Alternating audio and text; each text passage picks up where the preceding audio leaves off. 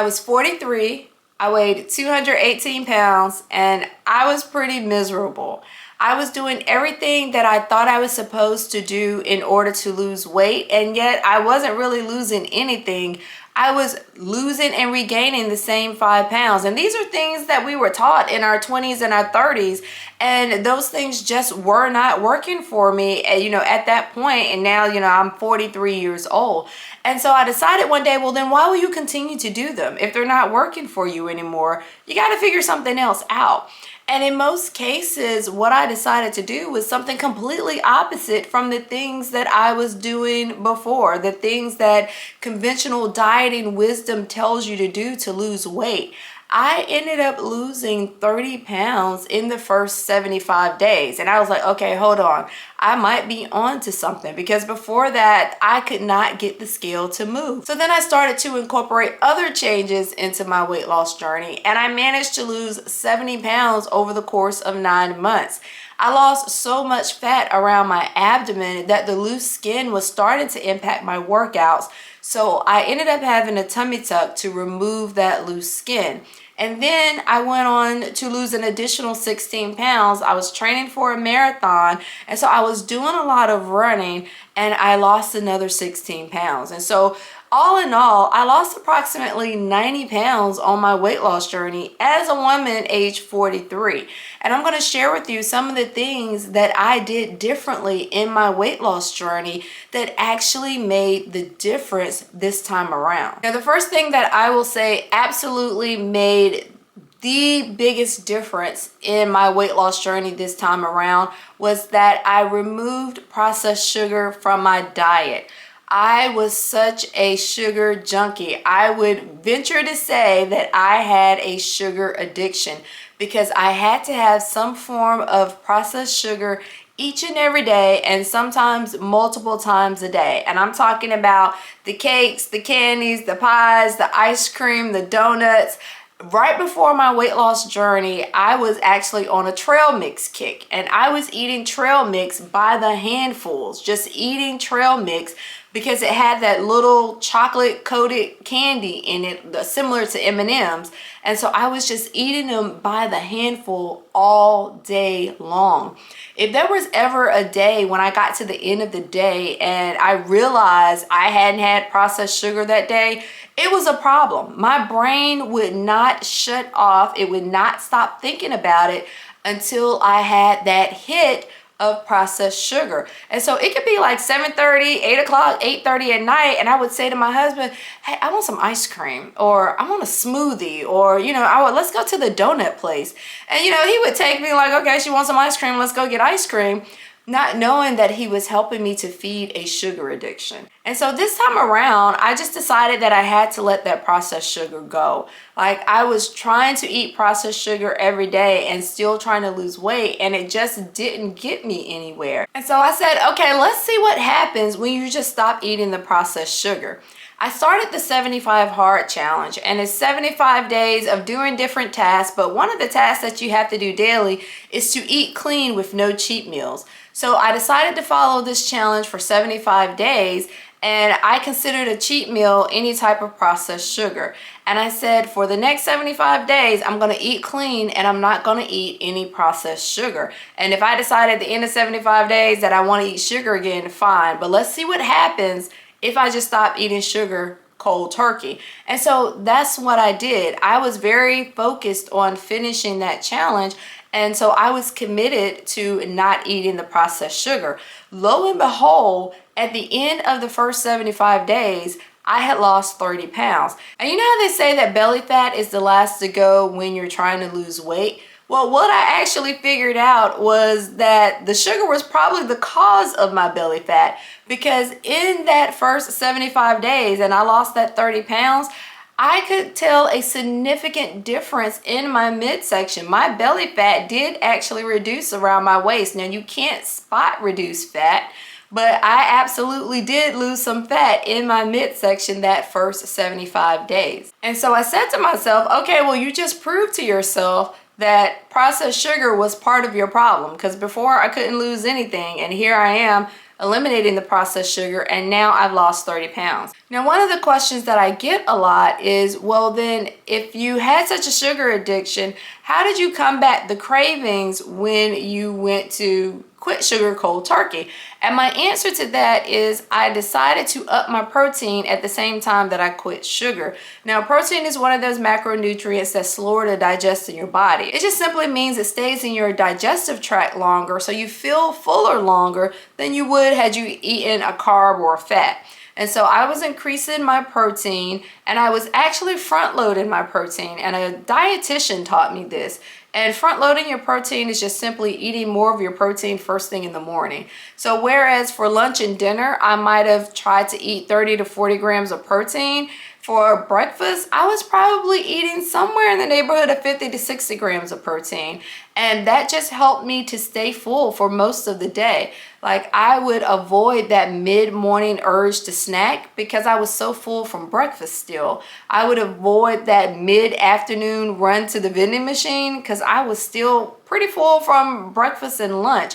I didn't really snack at all after dinner because, again, by the time I've had breakfast and lunch and dinner full of protein, I'm quite full, and I just didn't have that urge to snack. And I'm not eating sugar, so again, I'm not craving sugar.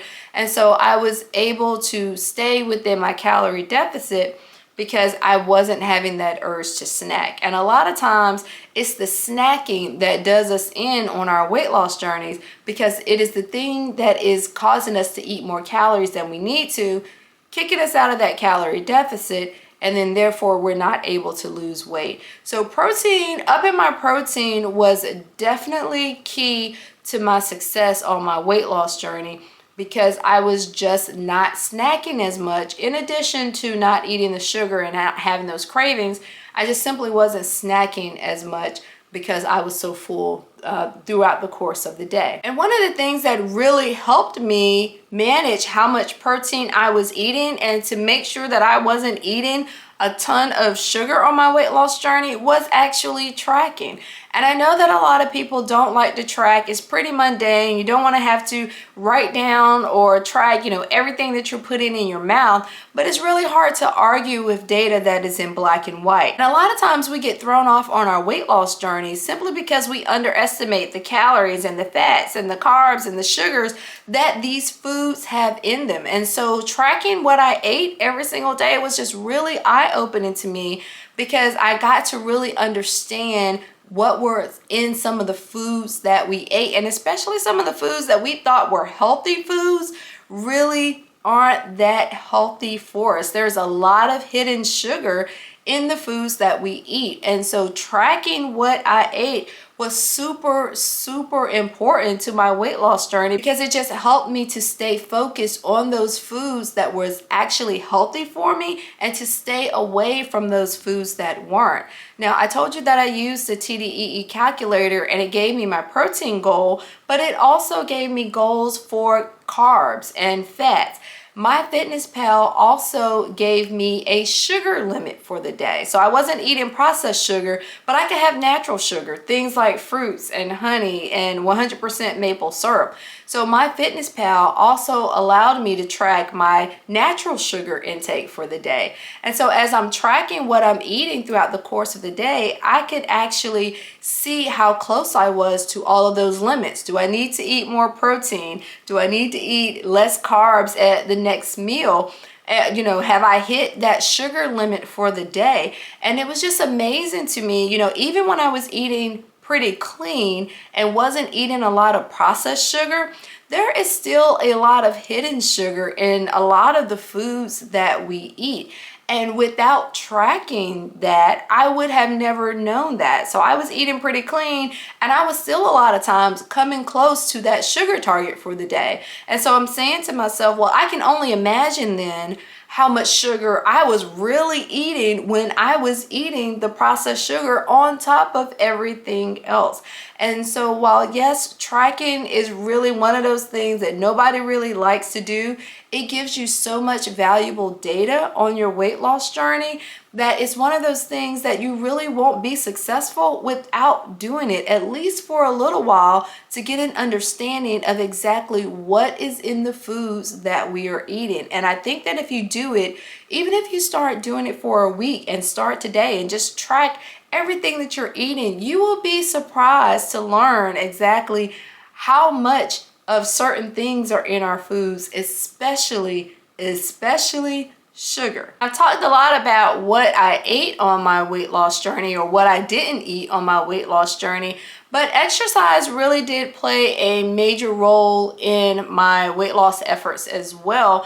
And it's funny because, you know, walking is such an underrated exercise for weight loss, but it's actually how I started off my weight loss journey. And I actually chose walking as my exercise because I was trying to be lazy. Because before my journey started, I was actually doing high intensive cardio. I was doing boot camp classes. I was running on the treadmill. And again, I'm doing all these things, but I'm not eating the way I should. And I'm just losing and regaining the same 5 pounds. So when I started my weight loss journey and I had to work out twice a day, I was like, okay, the easiest thing for me to do is walking because, you know, it's low impact. I can do it anywhere. If I'm home, I can do it outside. I have a treadmill in my house, so I can do it there. If I'm, you know, traveling, you know, I can, you know, do it on the hotel treadmill, or I can walk outside. So you can really walk anywhere. And so I really started off my weight loss journey walking just in an attempt to like really be lazy and take the easy way out. But lo and behold, after the first 75 days, I lost 30 pounds and I was like, wait a minute. I really did that just with walking. I was walking twice a day, 45 minutes each time. I averaged about 10,000 steps a day. That's really what it equated to. It was about 10,000 steps a day. And I'm like, I didn't have to run. I didn't have to, you know, at that time I wasn't lifting weights. I wasn't doing high intensive boot camps and cardio.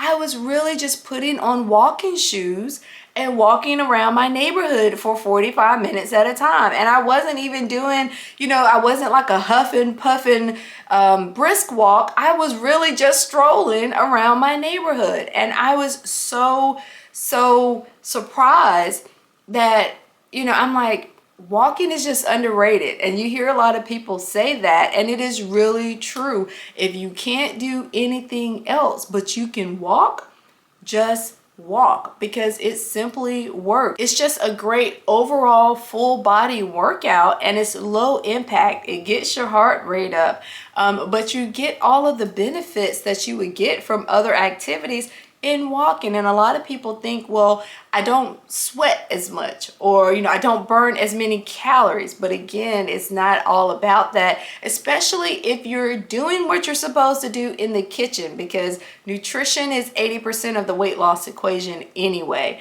But walking is just as effective as any other workout for weight loss. And I learned that through experience on my own weight loss journey. But now, as much as I like to say that, you know, walking is an underrated exercise, and it certainly is. I lost 30 pounds in the first 75 days. After the first 75 days, I decided that I was going to kick it up a notch, and I was going to start walk running, and I was also going to start strength training. And let me tell you, when I picked up the weights, that is when the fat really started to melt off. And it, you know, I couldn't see a big difference on the scale. I wasn't getting on the scale a whole lot. I had decided that I was no longer going to be a daily scale wearer. I put away the scale. I would pull it out maybe every couple of weeks, every 4 weeks or so. And so there would be times when the scale would say that I lost 4 pounds in a month. And you know, some people would be so discouraged by that. That's 1 pound a week, right? It's like, oh my gosh, I did all of that and I only lost 1 pound a week. But I would look in the mirror and it looked like I had lost 15 to 20 pounds because I had started to strength train. And while a pound of fat and a pound of muscle weigh the same, a pound of muscle takes up less space in your body. So if you're burning off the pound of fat and you're replacing it with a pound of muscle, even though you haven't lost a pound on the scale, you look slimmer, you look leaner. And that was what was happening when I started to strength train. And I didn't start with really heavy weights. A lot of women are like, I don't want to strength train. I don't want to look bulky. I don't want to look masculine. You know, I don't want any of that. Give me my cardio and, you know, let me sweat it out, but I don't want to lift weights. I started with relatively light weights and kind of worked my way up. And you can do this with a light set, a medium set, and a heavy set. That's what I call it. And so I started off with maybe 5, 8, 15-pound weights, and then just kind of progressed my way up from there. And even to this day, I still don't lift very heavy, but yet I'm still able to get in a great workout. I'm still able to maintain my muscle mass, and I'm still able to burn fat and to keep that weight at bay, because I'm lifting those weights at least 3 to 4 times a week. And so strength training was just like pouring gasoline on a fire when it comes to fat burning for me, because I was burning off the fat and I was building muscle, which meant that, you know, the scale wasn't going down, but I was looking so slender. I was looking so lean. And I was able to lose dress sizes, even though I wasn't necessarily losing many pounds on the scale. So I was perfectly fine with what I was seeing in the mirror and wearing a size 6 and wearing a size 4, and didn't really care what the scale said, because I was wearing a size 6 and I was wearing a size 4. And so strength training was absolutely one of those things that I'm glad that I decided to pick up. Before this, I did nothing but straight cardio. And so I'm just really glad that I decided to start doing a little less cardio and a little more strength training, because now I understand the impact and the benefits of strength training for fat loss and overall health. Now, these are some of the tips, in addition to others, that I teach women just like you over 40 in the Get Fit Challenge. The Get Fit Challenge is an 8-week transformation program. I coach you through the 8 weeks. We have a community of women who are just like you, and they're looking for support on their own weight loss journeys. I give them all of the tools and the tips that they need in order to have their own transformation. In fact, I just finished a round of the Get Fit Challenge, and one of the participants was sending me her after photo for the contest, and she said, hey, I lost 15 pounds, you know, over the course of this 8 weeks. I am so proud of myself. Thank you so much for your help. And so there are women just like you who are incorporating these things that I'm talking about, and they're actually seeing results as women over 40. If you're interested in having your own weight loss transformation, click on the link in the video description and learn more about the upcoming Get Fit Challenge. I wouldn't want you to miss your opportunity to have your own weight loss transformation, incorporating these very simple things that I am talking about with the support of other women just like you who are also on their journeys to becoming healthier and more fit as women over 40. So if you're interested in that, click on the link in the video description and check out the next round of the Get Fit Challenge. You don't want to miss this round. If this video has been helpful to you, take a moment and give it a thumbs up so that I know that you like this type of content and I can make more of it. And if you haven't joined the Get Fit community yet, take a moment and click on the subscribe button. I would love to have you here as part of the community. Take care, and I will see you in the Get Fit Challenge.